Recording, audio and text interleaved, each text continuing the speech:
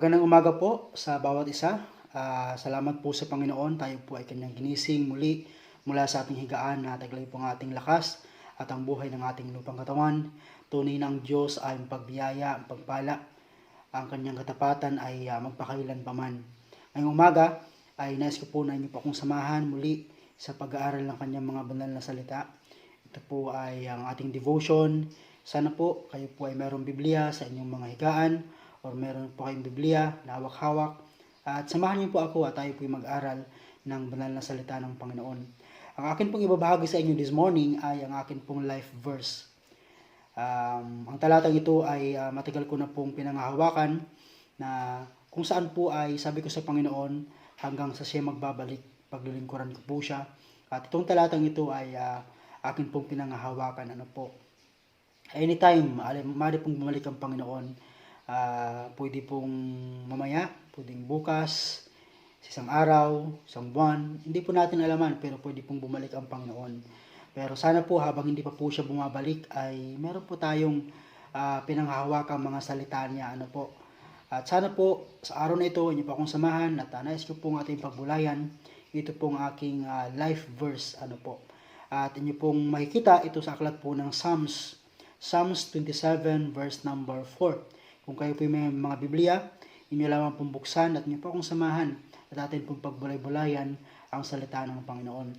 Aklat ng mga awit, kabanata 27, talata 4. Psalms 27 verse number 4. At ito po ang sabi ng banal na kasulatan. Verse number 4, sabi dyan, "One thing have I desired of the Lord, that will I seek after, that I may dwell in the house of the Lord all the days of my life, to behold the beauty of the Lord and to inquire in His temple." Ulitin ko po ang banal na salita ng Panginoon. "One thing have I desired of the Lord, that will I seek after, that I may dwell in the house of the Lord all the days of my life, to behold the beauty of the Lord and to inquire in His temple." Yun po yung aking life verse. Bago po tayo magtuloy-tuloy, tayo po yung manalangin. Mapagpalang Diyos, Ama namin na nasa langit, banal, tunay na ang iyong kabutihan ay amin pong naranasan sa araw na ito. Salamat po Diyos, dahil kami po ay muling ginising, pinagkalooban ng buhay sa araw na ito, Ama. Salamat po Lord sa inyong biyaya. Sa araw na ito, ugad kami po ay muli samahan po Panginoon sa amin po pag-aaral ng iyong mga salita. Nawa po Diyos, mamamagitan ng iyong mga salita, kami po ay mapaalahanan, kami po ay mapalakas, kami po ay mapalago sa pananampalataya, Panginoon, sa pamamagitan ng mga salita. Lord, sa araw na ito, inyo po kaming samahan. At maraming salamat, purihin ka, O God. Ito ba aking dalangin sa pangalan po ng Panginoong Jesus. Amen at amen. This morning, ang ating pong pag-aaral ay pinamagatan ko pong dyan sa verse number 4, "One thing that will I seek after." One thing that will I seek after. Mga kapatid, sa mundong ibabaw, sa panahon natin ngayon, maraming bagay na pwede tayong hanapin at maraming bagay na pwede nating unahin. Ano man po ang bagay na yan ay ito po ang maging focus ng ating buhay dito sa mundo. Kung ano man po yung bagay na hinahanap po natin. Kaya po napakahalaga na meron tayong dapat i-focus o meron tayong dapat laging hanap-hanapin sa mundong ito. Dahil ito po ang magiging basihan ng ating paglakad dito sa mundong ibabaw, lalo na po sa ating buhay pananampalataya. Kung ano po yung focus natin, ano po yung ating hinahanap, yun po ang maging sentro ng ating buhay sa mundong ito. This morning, ang ating pong pag-aralan ay pinamagatan ko nga pong "One thing that will I seek after." Kapatid, ano ang hinahanap mo? Kaibigan, meron ka bang bagay na inaasam-asam? Kapatid, ano ang focus mo? Kaibigan, ano ang pinagkakaabalahan mo sa buhay mo dito sa mundo? One thing that will I seek after. Ito pong sumulat ng Psalms ay meron pong 3 bagay na ibinigay na kung saan lagi niyang hinahanap. Things that he was seek after. At sana po sa kanyang talata or dito po sa kanyang ipinahayag ay ito po yung maging bagay o maging focus din po natin, sa ating buhay dito sa mundo. One thing that will I seek after. Sa panahon natin ngayon, ang tao maraming hinahanap. Maaring hinahanap ng tao ang pagyaman. Maaring hinahanap ng tao ang pagsikat. Maaring hinahanap ng tao ang pagunlad. Maraming bagay na hinahanap ang tao. Pero alam niyo po ang sabi ng Panginoon doon po sa aklat ng Matthew, chapter 11, verse 26. Ano ang pakikinabangin ng isang tao, mapasa kanya man ang buong sanlibutan, ngunit mapapahamak naman ang kanyang kaluluwa. So sa Panginoon sa Kristo, walang ibang mas mahalaga sa buhay natin. Ang mga material na bagay, mga makamundong bagay ay para sa Panginoon ay hindi mas mahalaga kaysa sa ating buhay. Kaya po this morning, nais ko pong ibahagi sa inyo 3 bagay na dapat lagi nating hanap-hanapin. Or mga bagay na dapat nating hanap-hanapin. One thing that will I seek after. So, what are those things? Mga bagay na dapat hanapin. Number 1, doon po sa verse. One thing that I will seek after, one thing have I desired of the Lord, that will I seek after. Ano yun? Number 1, that I may dwell in the house of the Lord. That I may dwell in the house of the Lord. Number 1 po, one thing that we will seek after. First is the presence of the Lord. The presence of the Lord. Sabi niya, that I may dwell in the house of the Lord. Ito pong sumulat ng Psalms na ito ay dumanas ng matinding pang-uusig ng kanyang mga kaaway. Siya po'y dumanas ng matinding pagsubok sa kanyang buhay. Na kung saan ay ang kanyang mga kaaway ay gusto po siyang patayin. Kaya naman po siya po ay naghahanap ng kanyang makakanlungan, naghahanap ng kanyang kakampi, naghahanap ng kanyang mga taguan, naghahanap ng pwedeng magbigay ng proteksyon sa kanya. Then alam niyo po ang sabi niya, that I may dwell in the house of the Lord. Sa madaling salita, gusto po niya na maranasan or gusto po niyang magtago, kumanlong sa presensya ng Panginoon. At alam niyo po ang sabi niya, gaano katagal? All the days of his life. So, the presence of the Lord is isang bagay na lagi niyang hinahanap. Tayo po ba, bilang isang mananampalataya, ano po ba ang hinahanap natin? Hinahanap po ba natin yung mga bagay na pwedeng mapakinabangan natin sa mundong ito? Or, mas dapat hanapin natin yung bagay na mas mahalaga sa mundong ito? At yun po walang iba kundi ang presensya ng Panginoon. The presence of the Lord. Nakakalungkot po sa buhay natin, sa panahon natin ngayon, man or ang mga tao po is after to the presence of the Lord. Pag sinabi pong presence, ito po yung mga pinagkakaloob ng Panginoon, blessings. We're after of the Lord's presence rather than the Lord's presence. Sometimes ang ating mga panalangin, Lord, bigyan mo ako nito, bigyan mo ako niyan, Lord, gusto ko nito, gusto ko niyan. Sometimes after na tayo sa blessings rather than after the blesser. Sa isang problema po ito ng maraming Kristiyano, hindi pa ako exempted. Marami sa atin, marahil, we're after God's blessings. Alam niyo po, hindi po masama ang pagpalain ka ng Panginoon. Pero ang masama, kapag tayo, ang focus, ay ang biyaya ng Panginoon. Hindi po dapat kasi maging Diyos-Diyosan po natin ito. Sabi ng Panginoon, you cannot serve two masters. Sabi pa nga po niya, baka ang isa, ibigin mo, ang isa kamuhian mo. You cannot serve two masters.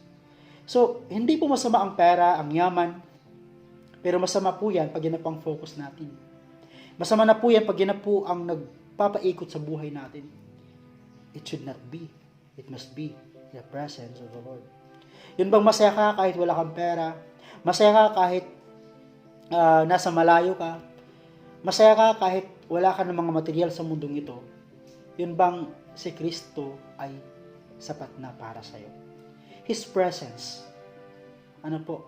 Sana po ay yun po ang bagay na dapat maging focus natin. The presence of the Lord. Kaya nga po, huwag po dapat natin pabayaan ang pagkakatipon. After po ng COVID virus na ito, meron na po tayong gatherings sa bahay ng Panginoon. We must be in the house of the Lord. Ano po? Na kung saan po ay doon masusumpungan natin ang presensya ng Panginoon, the presence of the Lord. That will give us peace, joy. Di ba po? Ang presence ng Panginoon. Kaya po, napakahalaga na ating isa-isip, isa-puso, at laging hanap-hanapin ang presence ng Panginoon. Yan po napako sa krus na nasa kanan, sabi niya sa Panginoon, Lord, remember me when thou comest into thy kingdom. Then sabi ng Panginoon sa Kristo sa kanya, today, thou shalt be with me in paradise. Napakasarap na salita. Ano po? Sabi ng Panginoon, today, thou shalt be with me. Or makakasama kita. Sasamahin kita sa paraiso. Alam niyo po, heaven is not heaven without the presence of the Lord. Ang sarap ng langit ay nasa presensya ng Panginoon. Walang kwenta ang langit kahit maraming angels. Walang kwenta ang langit kahit napaganda ng mga lugar doon. Walang kwenta ang langit sa lahat ng glory na meron nandoon apart from the Lord's presence. Kaya ang langit ay langit dahil sa presence ng Panginoon. So, sana po ay mas nasain natin ang presensya ng Panginoon. Sa panahon natin ngayon, we need the presence of the Lord. Why? Because it is the divine protection. Safe tayo pag nasa presensya tayo ng Panginoon. Kaya po, sabi ng sumulat ng Psalms, one thing that I have desired of the Lord that will I seek after. To dwell in the house of the Lord.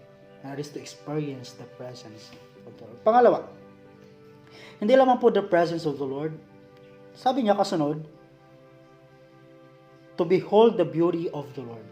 To behold the beauty of the Lord. So, not only the presence of the Lord yung kanyang hinahanap, but also the preciousness of the Lord. Preciousness. To behold the beauty of the Lord. Sa panahon natin ngayon na masama, magulo, madilim, dapat mas lalo natin makita ang kagandahan ng Panginoon. The preciousness of the Lord. Ano po? Naalala ko po yung sumulat ng Psalms chapter 72, verse number 25, I think, sabi niya doon, Lord, whom I have in heaven, but thou, O Lord. At sabi niya po, basahin na lang po natin, ano po, Psalms 72, verse number 25, whom I have in heaven, but thee, and there is none upon earth that I desire beside thee. Wala nang iba pa dito sa lupa na aking dinidesire kundi ikaw lamang. So, ganun ka-precious yung Panginoon sa kanya. Sabi pa nga po niya, whom have I in heaven, but thee. Kahit sa langit, Panginoon, you are so precious. Ikaw lang ang aking hahanap-hanapin. So, one thing that will I seek after is not only the presence of the Lord, but the preciousness of the Lord. How precious is the Lord sa buhay natin. Maraming mga precious sa mundong ito.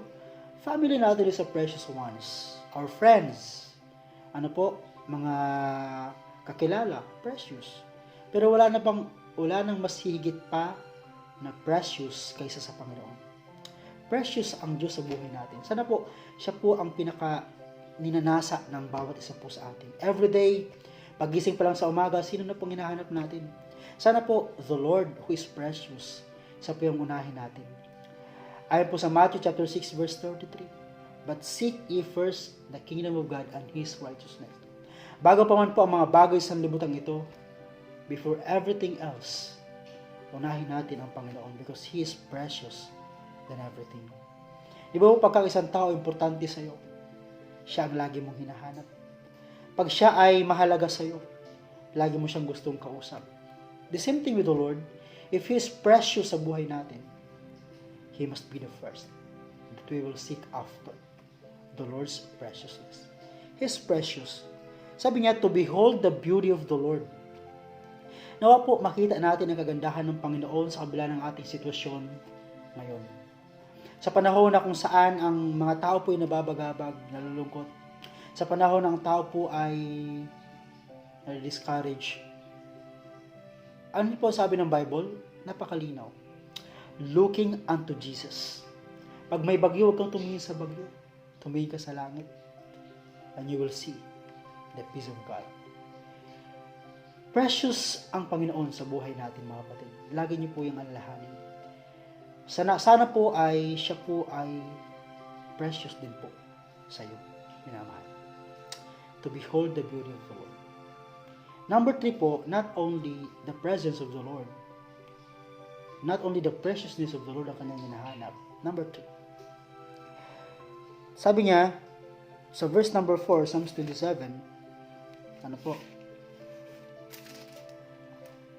That I may dwell in the house of the Lord all the days of my life, to behold the beauty of the Lord and to inquire in His temple. To inquire in His temple. So, gusto niya na mag-inquire sa Panginoon. Gusto niya ng counsel ng Panginoon. Gusto niyang matuto mula sa Diyos. Gusto niyang magpaturo sa Panginoon. So, number 3, yung kanyang hinahanap. One thing that he will seek after is this, the precepts of the Lord. The precepts. Gusto niya na mag-inquire sa Panginoon in that temple. Lord, ano bang gagawin ko sa panahon katulad nito? Lord, ano ba ang kailangan ko dahil ako ay nangailangan ng encouragement? Lord, anong solusyon sa problemang ito? Lord, anong gagawin ko? Help me, Lord. So, meron po tayong salita ng Panginoon, His precepts, na pwede magturo sa atin, na pwede magbigay sa atin ng encouragement, na pwede magbigay sa solusyon sa ating mga problema. His precepts. Pag may problema, ito dapat unahin nating hanapin. Huwag dapat mga kung ano-anong bagay sa mundong ito. Hindi tayo nila mabibigyan ng solusyon. Yes, pwede po tayo sa pastor natin, pwede po tayo sa mga elders, pwede po tayo kay kapatid. Pero sana ang una nating hanapin ay ang Panginoon, His precepts. Read His word. Ano po, kaya sabi ng Panginoon, Joshua 1:8, This book of the law shall not depart out of thy mouth, but thou shalt meditate therein day and night. Ano po? So ito dapat ang ating maging pinaka-counselor, the Word of God. It is all about Jesus. Kung ano man po yung tanong natin, sasagutin ng Panginoon Kristo in His Word, His precepts. Kaya po, sa panahon ngayon, ikaw maraming tanong sa buhay. Marahil tatanong ka, Lord, bakit nagkakaganito kami ngayon? Lord, bakit kami dumadaan ng ganitong pagsubok? Lord, bakit nawala ang aking mahal sa buhay? Panginoon, bakit ganito? Bakit ganyan? Ang daming tanong. Alam niyo po, this psalmist is the same. Marami siyang tanong sa Panginoon, bakit gusto nila akong patayin? Bakit nila ako hinahanap? Bakit nila ako hinahunt? Bakit sila nagagalit sa akin? Marami siyang tanong. Pero he inquired in the temple of the Lord. So, ang kanyang hinahanap is the precepts of the Lord. So, sana po, this morning ay makuha natin yung puso ng psalmist, na kung meron man tayong dapat hanapin sa mundong ibabaw, sa ating buhay pananampalataya, sa ating paglakad bilang isang Kristiyano, ay tatlong yun. The presence of the Lord, the preciousness of the Lord, and the precepts of the Lord. Kapatid, anong hinahanap mo? Baka kaya hindi ka nakakontento sa buhay mo ngayon dahil baka iba ang hinahanap mo. Hanapin natin ang Panginoon. Itong mga bagay na mayroon siya, hanapin natin. And I believe with all my heart, si Jesus lang ang tanging makapagpuno ng iyong kakulangan, ng ating kakulangan. Hanap mo yung kapayapaan, nasa Kanya. Hanap mo yung katuwaan, nasa Panginoon Kristo. Hanap mo ikaligtasan lalo na, nasa Panginoon Kristo. Kung ngayong umaga, ikaw na nakikinig, hindi ka pa nakilala sa Panginoon. Pag namatay ka, hindi mo pa alam kung saan ka mapunta. Isang bagay ang pwede mong gawin. One thing that you will seek after, that is the Lord Jesus Christ. Namatay siya para sa iyo. Ibinigay niya ang kanyang buhay. Siya po ay napako sa krus para bayaran ang ating kasalanan. Nabuhos ang kanyang walang salang dugo. Siya po ay namatay, inilibing, ngunit siya muling nabuhay para bigyan ng pag-asa ang lahat ng sasampalataya sa kanya ay magkakaroon ng buhay na walang hanggan. Handa kanyang patawarin, mahal kanya.